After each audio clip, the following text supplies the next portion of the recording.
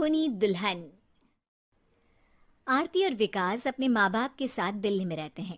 Journalist होने की वजह से विकास को बहुत बार काम के लिए देर रात तक ऑफिस में रहना पड़ता है, जिस पर ज्यादातर आरती जाग कर उसका इंतजार करती रहती है।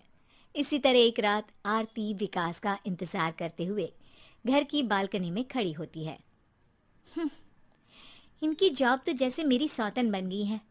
मुझसे ज्यादा उसी के साथ टाइम स्पेंड करते हैं और हम यहाँ इंतजार करते हुए मर जाएं।"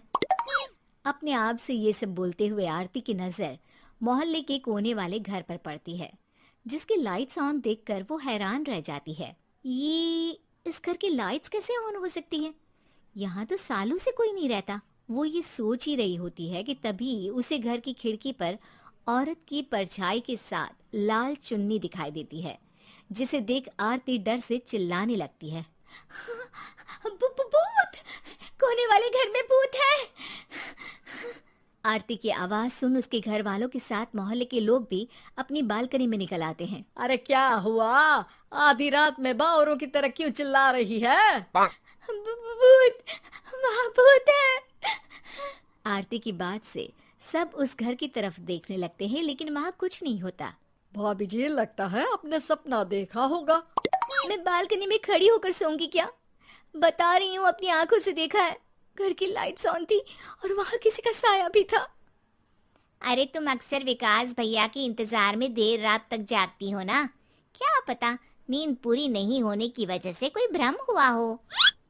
मोहल्ले के सब लोग और आरती के सास ससुर उसे समझा ही रहे होते हैं कि अचानक उसी घर से किसी औरत के गाने की आवाज सुनाई देती है।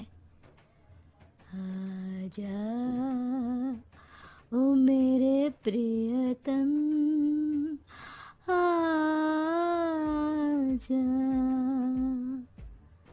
आवाज सुन सब हैरानी और कंफ्यूजन से उस घर की तरफ देखने लगते हैं कि तभी उन्हें लाल जोड़े में औरत का साया वहां दिखता है, जिसे देख पूरा मोहल्ला सकते में आ जाता है। अरे ये तो कोई दुल्हन है। अरे नहीं नहीं, भूत नहीं है। अरे फिर तो पक्का तेरी दुल्हन है। अरे नहीं नहीं, वो तो मायके गई है। हद है, पहले इससे निपट ले, बाद में इस पर डिस्कशन कर लेना। बड़ा भ्रम बोल रहे थे ना, अब फटी ना सबकी। और नहीं नहीं, मैं किसी से नहीं डरता भाभी जी। भूत जैसा कुछ नहीं होता। या तो इस घर के मालिक यहाँ आ गए हैं, या फिर किसी ने खाली घर देख कर कब्जा कर लिया है। हमें वहां जाकर देखना चाहिए। बात में लॉजिक मानकर सब बाहर इकट्ठा हो जाते हैं कि तभी विकास भी वहां पहुंच जाता है। क्या बात है? इतनी रात को पूरा मोहल्ला यहाँ कैसे? भूतिया दुल्हन की वजह से। क्या तुम्हारे अलावा भी कोई दुल्हन भूतिया हो सकती है? इस भूतनी का किस्सा निपटने दो, फिर तुम्हें अपनी भूतनी दिखाती हूँ। अब सारे लोग मिलकर विकास को पूरी बात बताते हैं, जिसे सुन वो भी उनके साथ जाने के लिए तैयार हो जाता है।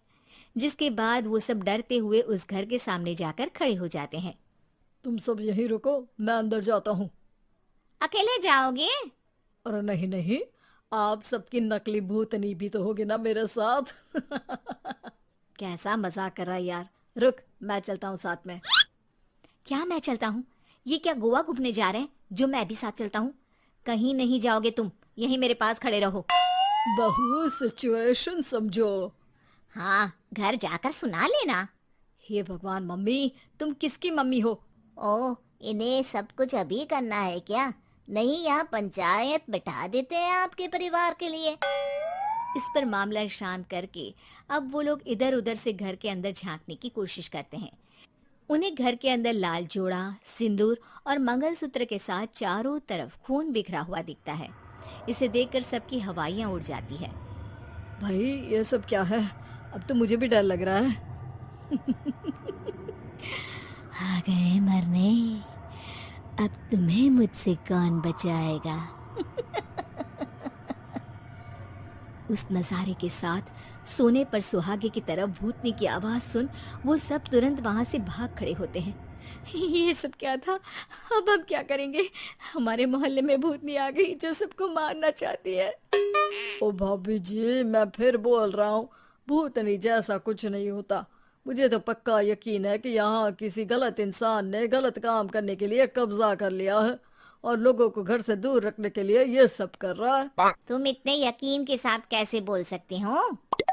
फिल्मों में ऐसे ही तो दिखाते हैं। हे भगवान, ये फिल्म नहीं, ये रियल लाइफ है। हमें शांति से कुछ सोचना चाहिए। सब हमारे घर चलो।